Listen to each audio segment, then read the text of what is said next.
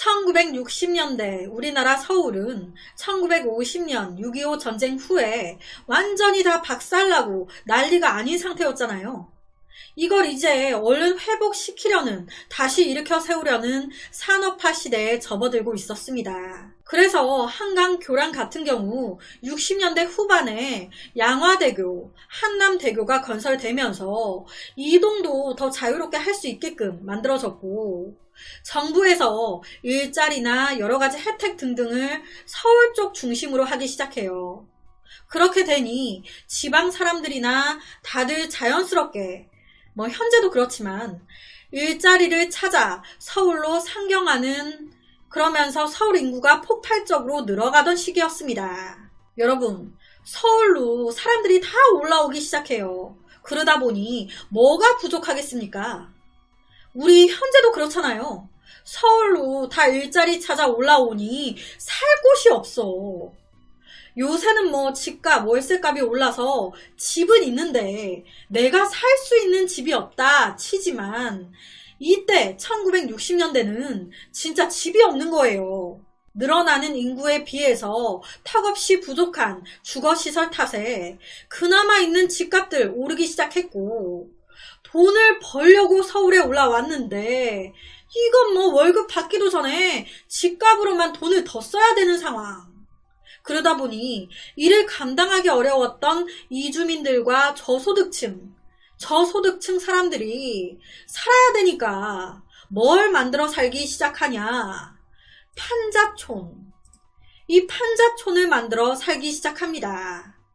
그러니까 이때 정말 잘 사는 사람들, 못 사는 사람들, 빈부격차와 불균형이 엄청 심해지고 있었던 거예요.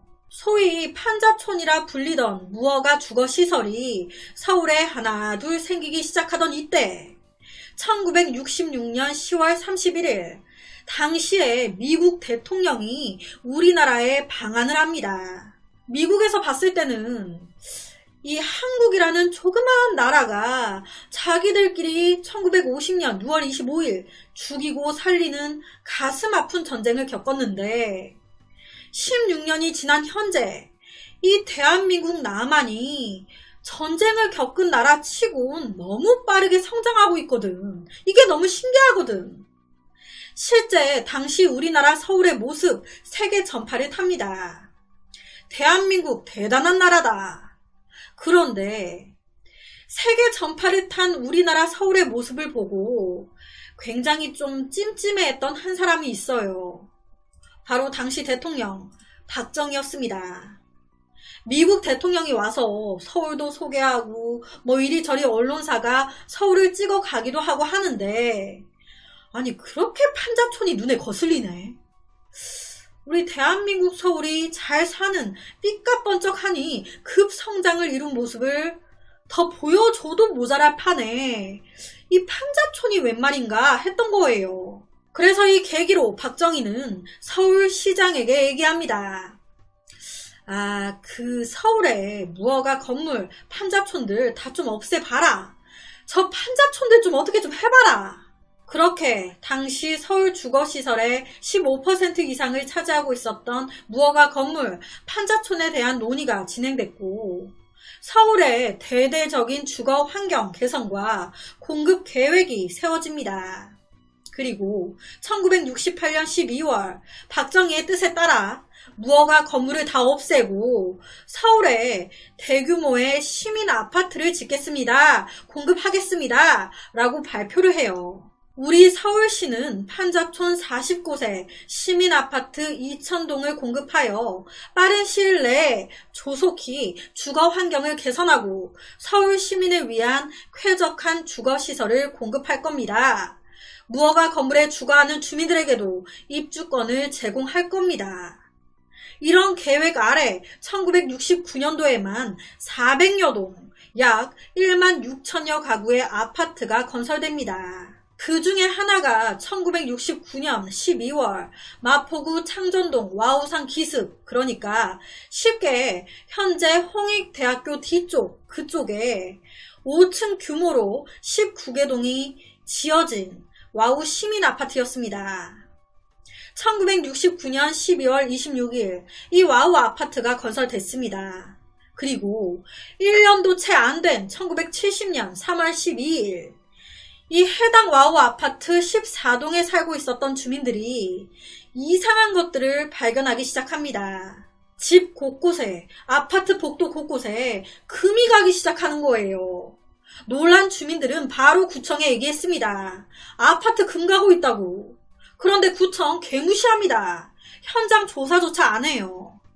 그렇게 일주일의 시간이 더 흐르던 그때 건물 외벽에 균열이 생기고 콘크리트 받침 기둥이 떨어졌어요. 이거 좀 얼른 와서 어떻게 좀 해봐요.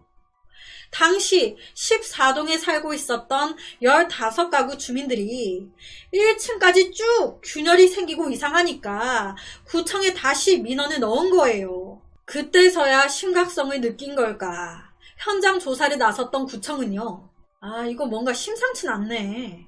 그럼 우선 14동 주민분들 15동에 지금 빈집이 많으니까 우선 15동으로 모두 대피하세요. 라고 얘기합니다. 나름 조치를 취한 거예요. 14동 붕괴 위험이 있어 보입니다. 주민들 15동으로 대피시켰습니다. 그런데 주민들이 모두 15동으로 대피하고 불과 이틀 뒤 1970년 4월 8일 오전 6시 30분경 그 15동이 갑자기 무너져 내린 겁니다. 14동이 무너질 것 같다고 15동으로 사람들을 대피시켰는데 그 15동이 무너져 내린 거예요. 그것도 오전 6시 반에.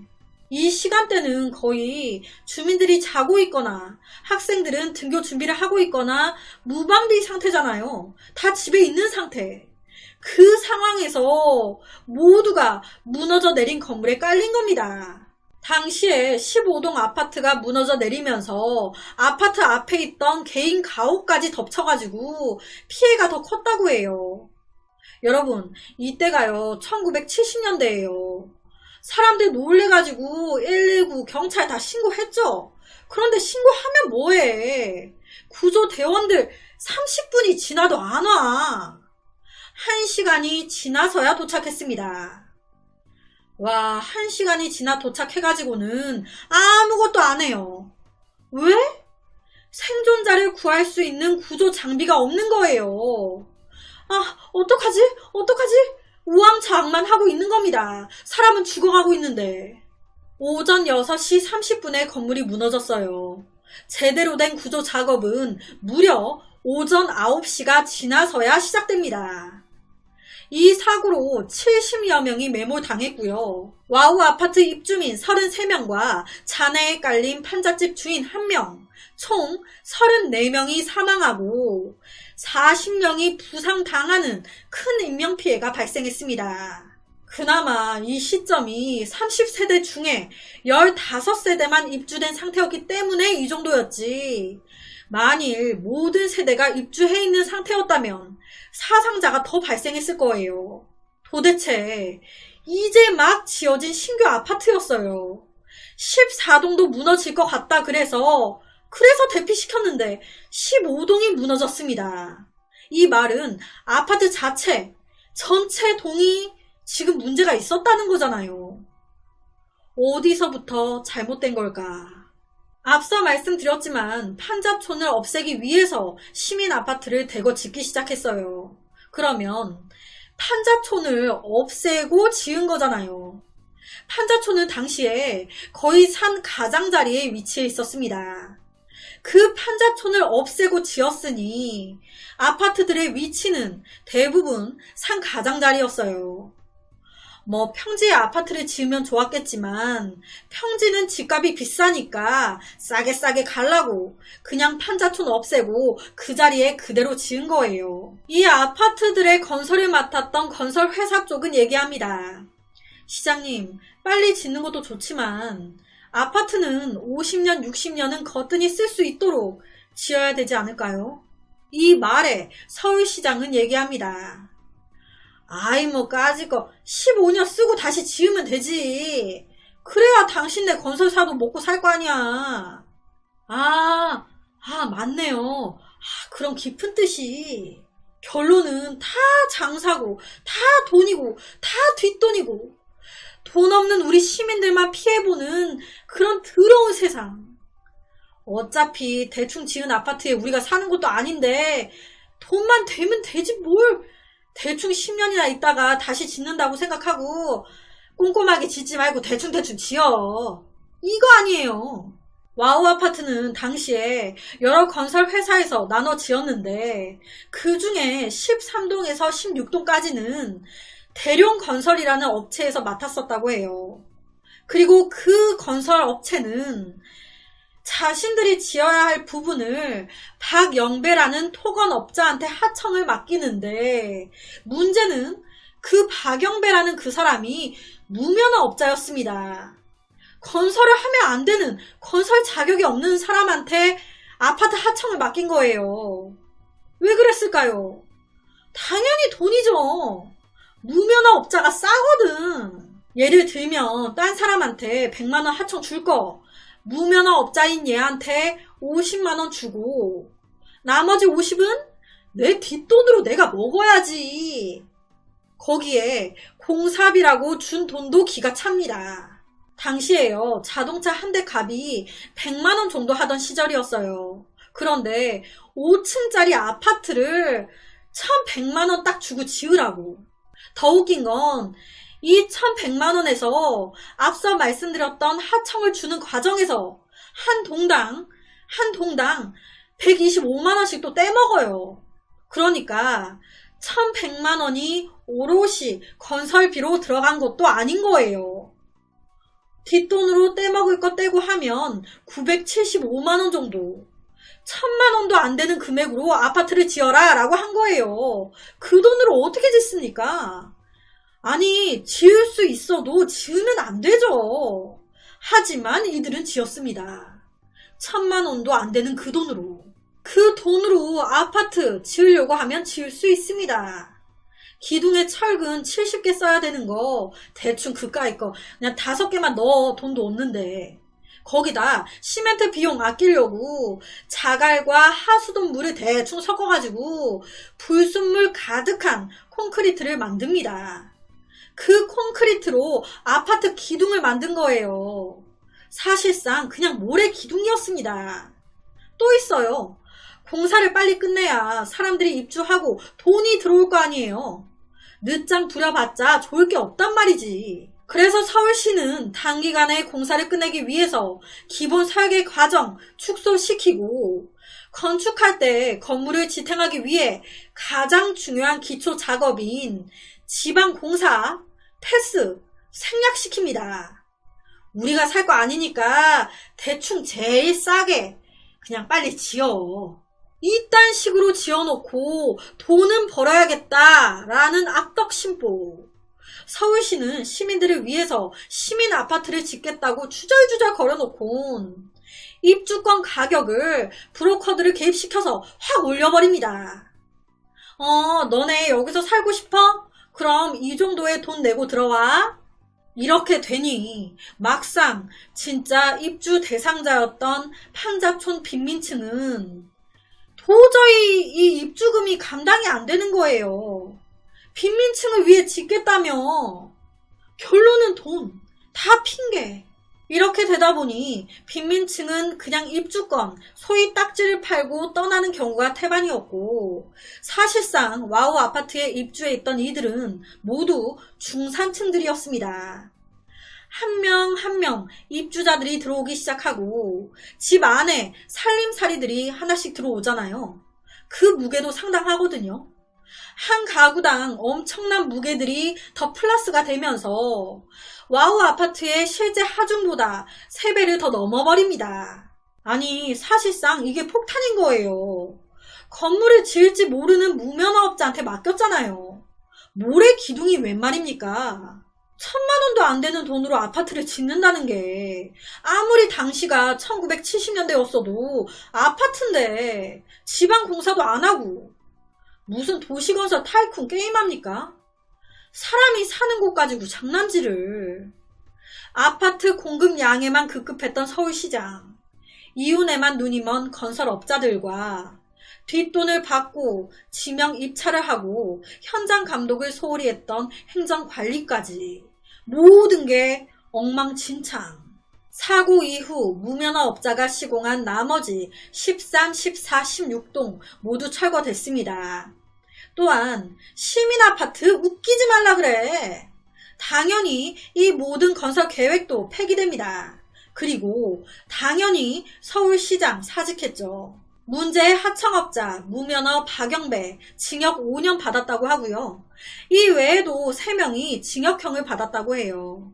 이 사고 이후에 독일의 건축 전공 대학생들이 이 사고의 원인을 분석하려고 우리나라에 왔었대요. 그런데 조사를 하다가 진짜 자기들이 보니까 기가 막힌 거예요. 실제 뭐라고 얘기했냐면 도대체 아파트는커녕 헛간을 짓기도 턱없이 부족한 이런 자재로 어떻게 아파트를 지었는지 도저히 이해할 수가 없네요. 진짜 두부 수준의 재료들로 어떻게 아파트를 지을 생각을 한 거냐고. 이건 재료만 봐도 무조건 무너지는 건축인데 어떻게 이걸로 아파트를 짓고 이런 곳에 자기 시민, 자기 국민들을 살게 할 수가 있냐고 난색을 표했다고 합니다. 아니 여기 대통령, 여기 시장은 국민들을 뭘로 보길래 이딴 식으로 짓고 할 수가 있지? 라고 생각했을 거 아니에요. 그야말로 나라 망신 당한 거예요. 그렇다면 오늘 이 사건이 1970년대 발생한 붕괴 사건인데 이 사건 후에는 뭐 좀 많이 달라졌을까요? 이런 충격적인 사고와 일련의 사태에도 불구하고 이 부실공사의 고질병은 쉽게 고쳐지지 않았습니다. 1990년대 성수대교 붕괴됐고 1995년 삼풍백화점 붕괴됐죠. 현재는 없을까요? 현재도 있습니다. 2022년 1월 11일 발생했던 광주 화정 아파트 붕괴 사건. 이 사건이요 진짜 기가 막힌 게 오늘 말씀드린 1970년대 일어난 와우 아파트 붕괴 사고의 원인과 거의 흡사하다는 겁니다. 빨리 대충 지어 돈 벌어야 되니까. 즉 1970년이나 2022년이나 하나도 달라진 건 없다는 거죠. 제가 이 광주 화정 아파트 붕괴 사건을 다뤘었어요. 그런데 제가 잠깐 지금 비공개로 돌려놨는데 조만간 다시 업로드를 시키겠습니다. 사람이 사는 주거 지역인데 자신들의 이웃만 따져 이렇게 만들면 우리 시민들은 어떻게 우리가 스스로 집을 지을 수도 없고 어떻게 믿고 삽니까? 1970년대 붕괴 사건이 있었는데 현재까지도 똑같은 이유로 또 사건이 반복되면 어떡합니까? 나아진 게 없다는 게 정말 이런 일은 더 이상 반복되지 않았으면 좋겠습니다. 그래서 오늘은 와우 아파트 붕괴 사건을 가지고 왔습니다.